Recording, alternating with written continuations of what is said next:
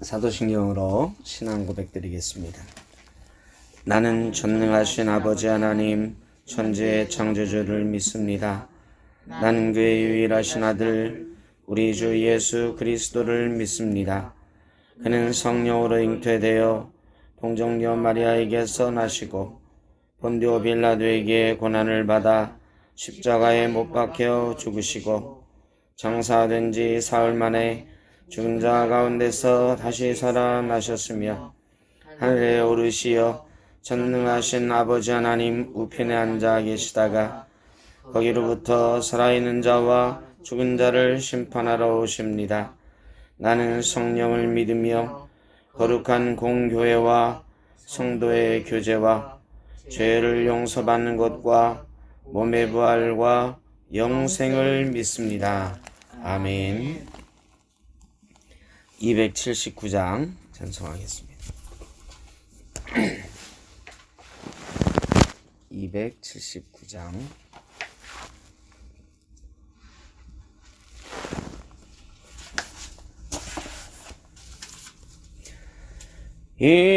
인내하신 그새 주여 내가 비오니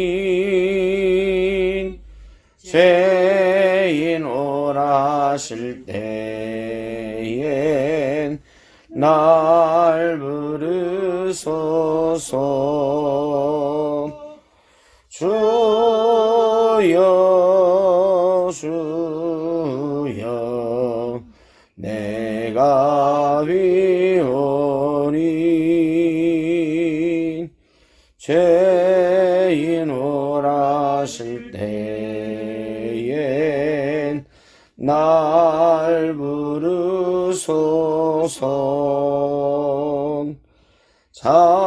자비하신 보좌 앞에 꿇어 엎드려 자복하고 회개하니 믿음 주소서. 주여 주여 내가 비오니 죄인 오라실 때에 날 부르소서. 주의 공로 의지하여 주께 가오니 상한 마음을 고치시고 구원하소서.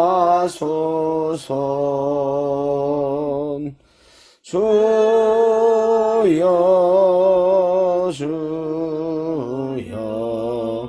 내가 비오니 죄인 오라실 때에 날 부르소서. 만복 근원 우리 주여 위로하소서.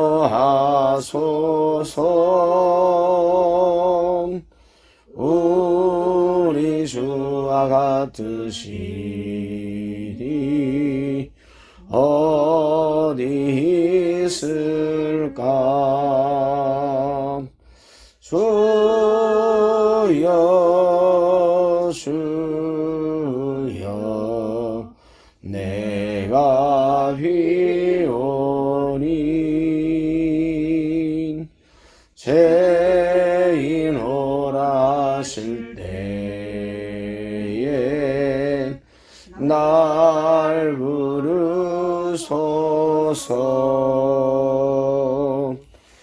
아멘. 오늘 우리에게 주신 하나님의 말씀 창세기 24장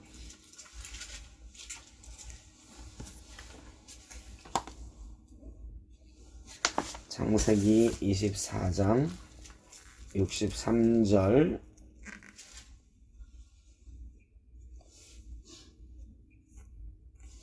64절 말씀 2절입니다.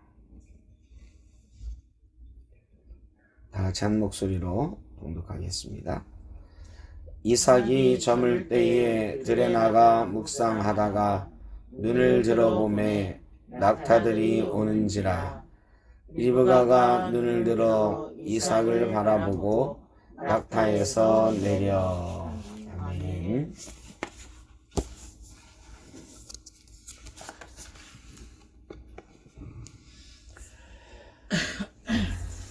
오늘 말씀은 가정에서 흔히 일어날 수 있는 그런 사건에 관한 말씀입니다.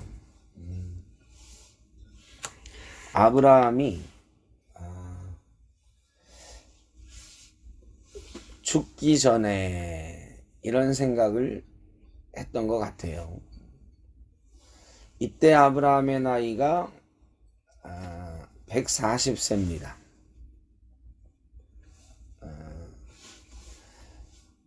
그러니까 이제는 뭐 그 당시에 170세, 180세 이렇게 살던 때니까 사실은 인생의 마지막 때를 살고 있는 거죠. 근데 아브라함에게 큰 걱정이 하나 있었는데 40살 된 이삭이 짝이 없는 거예요.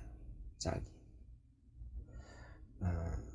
아브라함은 이삭에게 믿음의 짝을 심어주고 싶었습니다. 그 이방 여인들 밖에 없잖아요. 그 주변에. 옛날에는 뭐 사촌간에도 결혼하고 그 아브라함과 사라는 이복 남매가 아니에요. 이복 남매가. 그 당시에는 그렇게 가족끼리도 결혼을 했었다고요. 그 친 남매, 그러니까 배가 같은 남매가 아닌 한 결혼을 했어요. 남매끼리도. 그 다윗 왕 시절에 보면 다윗 왕의 큰아들이 압살롬의 누이가 마음에 들어가지고 뭐 이런 달라고 하는 그런 장면도 있고 그랬잖아요. 그러니까 그 당시에는 그런 혼인도 가능했어요. 왜냐? 그 당시에 중요하게 생각했던 것은 혈통의 보존이에요. 혈통의 보존. 그래서 이방 사람들하고 막 피가 섞이는 것보다는 그렇게 해서라도 가족 내의 결혼이라도 해서 순수한 혈통을 지키는 것이 낫다. 특별히 이스라엘 사람들, 이제 아브라함 시대는 아니고 한참 뒤의 얘기지만 이방인과 혼인을 금하는 율법도 있었단 말이죠. 그러니까 혈통과 신앙을 보존하는 이런 것들을 위해서 가족끼리도 결혼하고 했던 시절이 있었어요. 아브라함이 그 주변에서 사람을 찾을 수도 있었겠죠. 그런데 이삭이 40살 되도록 짝을 지어주지 않은 이유는 사람이 없었어요. 가나안 땅에 가족과 친척집을 다 두고 가나안 땅에 떠나왔으니까 믿음의 사람이, 자기 가족이 없는 거예요. 그래서 자기 종을 보냅니다. 하란으로 보내죠. 자기 가족이 있는 곳, 친척이 있는 곳에 보내서 그곳에서 신부감을 좀 찾아와라. 그런데 이 신부감을 구하는 장면을 뭐 다 일일이 말씀드리긴 어렵습니다만 엘리에셀이라고 하는 이 종을 보내면서 하나님께서 이렇게 인도하실 거다. 이런 아가씨를 만나면 네가 신부감인 줄 알고 데려와라. 이렇게 명령을 하는 거죠. 그 여인이 리브가예요. 리브가. 그 리브가는 아주 넉넉한 사람이었어요. 어떻게 넉넉한 사람이냐? 다른 사람을 배려할 줄 알고 품을 줄 아는 이 아브라함의 큰 가문을 이끌어갈 만한 그런 도량이 있고 이런 사람이었어요. 엘리에셀이 데리고 간 낙타가 있거든요. 낙타를 10마리를 데리고 갔는데 이 낙타에게 물을 주는 여인, 우물가에서 기다리고 있다가 리브가가 나타나니까 내게 물을 좀 주시오. 내 낙타에게도 물을 좀 주시오. 그런데요, 이 샘이 여기 있는데 먹일 수 있는 게 아니에요. 두레박을 내려가지고 퍼야 돼. 엘리에셀이 왜 자기가 안 펐을까? 그거 맘대로 열 수가 없어요. 목동들의 공동의 우물이야, 되게. 그래서 양치는 사람들, 그 지역에 양치는 사람들이 와서 물을 먹일 때 먹여달라고 해야 돼요. 그냥 아무나 두레박을, 물론 이 우물을 워낙에 먼지가 많고 바람이 많은 곳이라 큰 돌로 이렇게 막아놔서 혼자 옮기기도 어렵지만, 옮길 수 있다 해도 맘대로 우물을 열고 물 퍼가는 행위는, 우물은 전쟁이 하거든. 그러니까 성경에 보면 우물가에서 물 좀 다오 하는 장면이 많이 나와요. 그거는 그 우물이 아무나 건들 수 없는 그 마을의 공동의 소유였기 때문이에요. 그래서 누가 올 때까지 기다려서 물을 좀 주시오 하는데, 제가 생각하기엔 엘리에셀이 여러 번 빠꾸 맞았을지도 몰라. 왜? 그냥 물 한 바가지 퍼주세요 하는 거는 금방 줄 수 있지만 내 낙타에게도 물을 먹여주시고 그러는데, 낙타 한 마리가 먹는 물, 여러분 어마어마해요. 낙타는 오랫동안 물을 안 먹어요. 한 번 먹으면서 이 혹에다가 물을 저장해 놓는다고. 몇십 리터씩 먹어야 돼. 근데 몇 번 이 두레박질을 해야 되겠어요. 그러니까 리브가는 엘리에셀이 그 부탁할 때 아무 싫은 내색 없이 이 이방인에게 대접했던 사람이에요. 대접할 줄 아는 사람, 배려심이 있는 사람, 믿음이 있는 사람, 하나님이 인도하신 사람. 어쨌든 이렇게 해서 짝을 맺어주게 됩니다. 아브라함의 소망이 내가 죽기 전에 아들 이삭에게 좋은 짝을 찾아주고 싶다, 이런 소망을 가지고 기도하면서 엘리에셀을 보내서 결국은 그 기도에 응답받고 오늘 리브가가 낙타를 타고 이삭의 집으로 오는 장면이에요. 이삭과 리브가가 처음 만나는 장면이 여기 써 있는 거죠. 이삭이 저물 때에 들에 나가 묵상하다가 눈을 들어보매 낙타들이 오는지라 리브가가 눈을 들어 이삭을 바라보고 낙타에서 내렸다, 이런 말씀이 있는 거죠.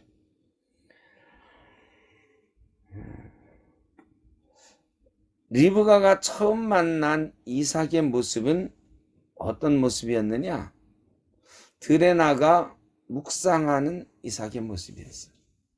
어떻게 하고 있었을까? 한번 그림을 이렇게 머릿속으로 상상을 해보는 거예요.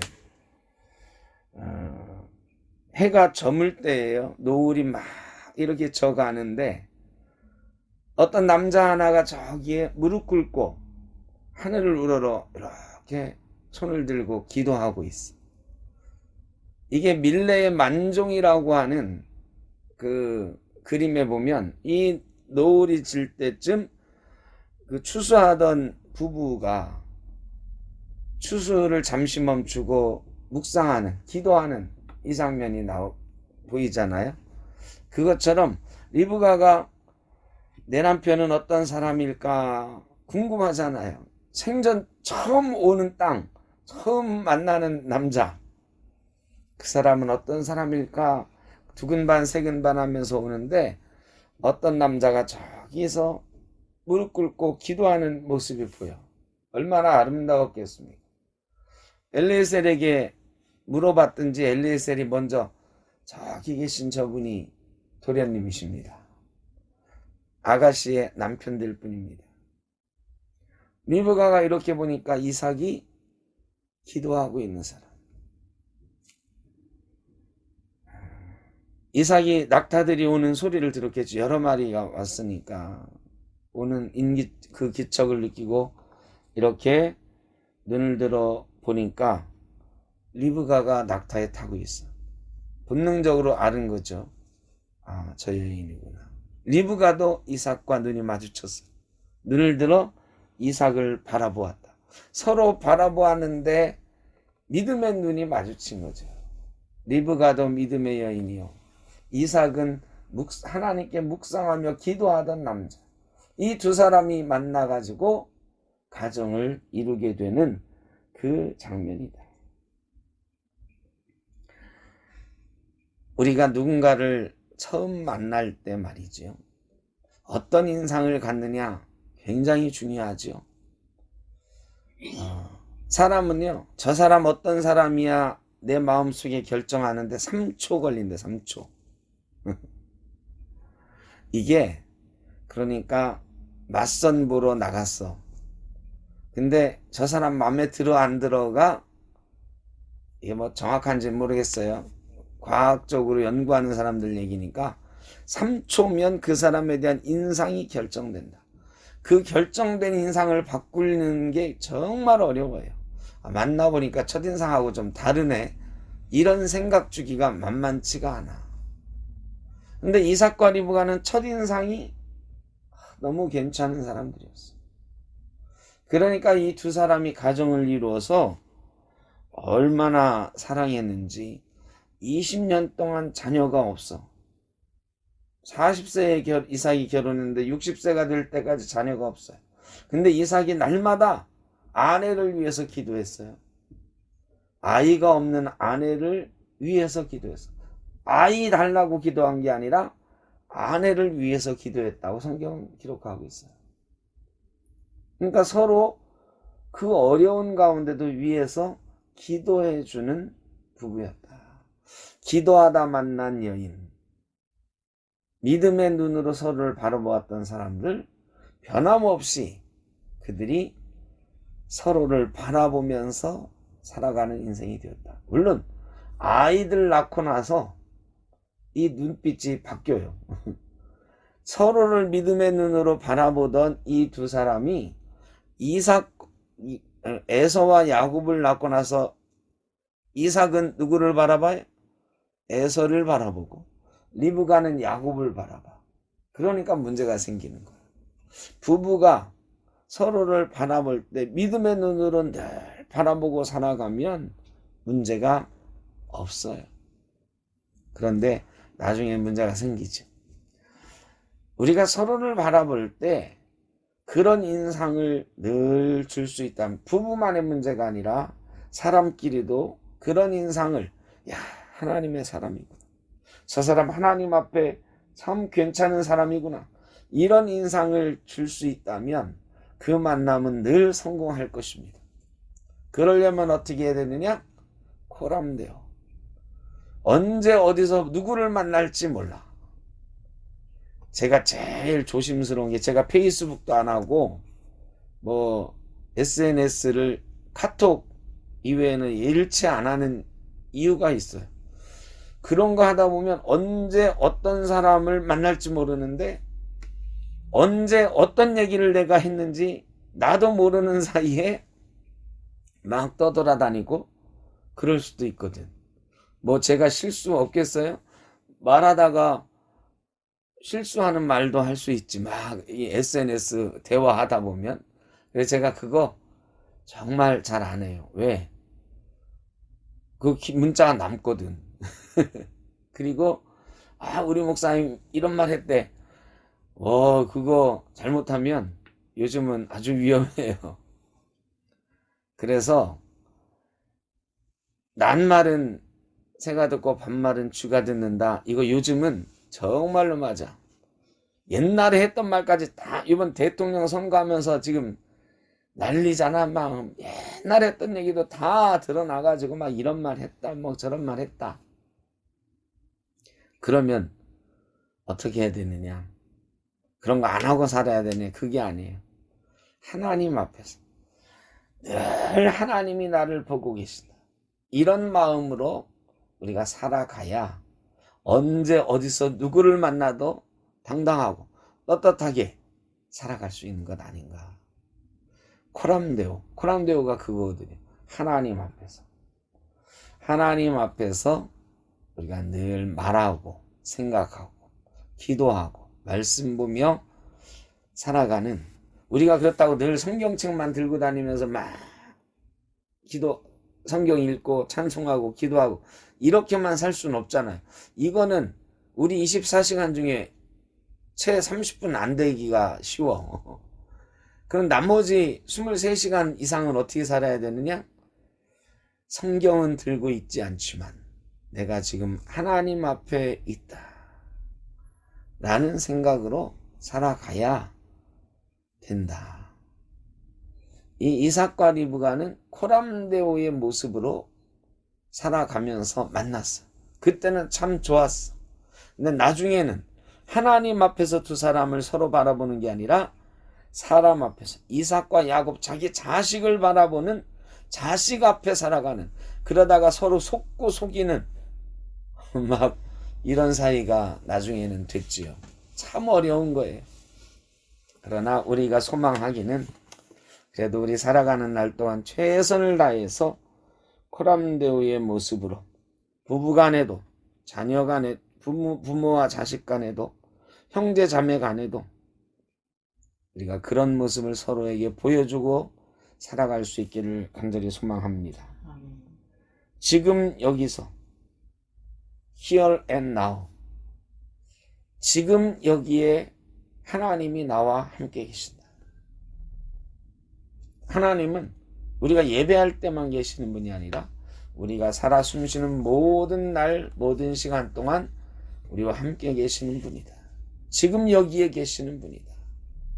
이 생각하고 살아가면 서로를 우리가 만나서 대할 때 하나님 안에서 만나고 이삭과 리브가가 처음 만났던 그 순간처럼 감동적이고 아름다운 만남이 되리라 믿습니다.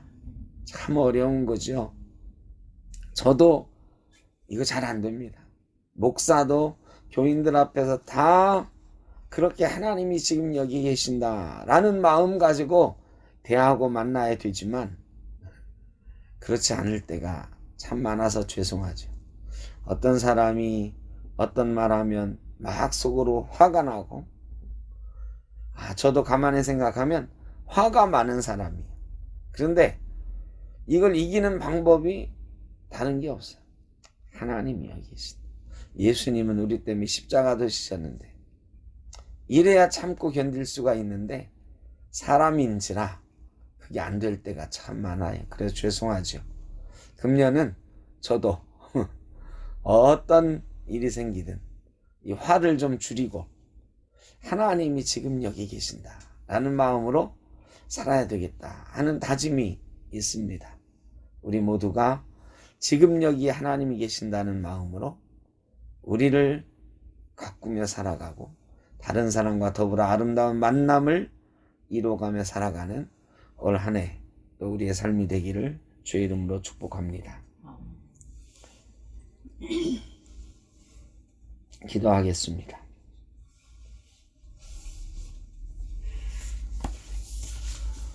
사랑과 은혜가 충만하신 아버지 하나님, 오늘 하루도 주님 앞에 기도하며 말씀 가운데 시작하게 하시니 감사합니다. 이 시간뿐 아니라 오늘 하루 우리의 일상이 주님과 함께하는 삶이 되도록 인도하여 주옵소서.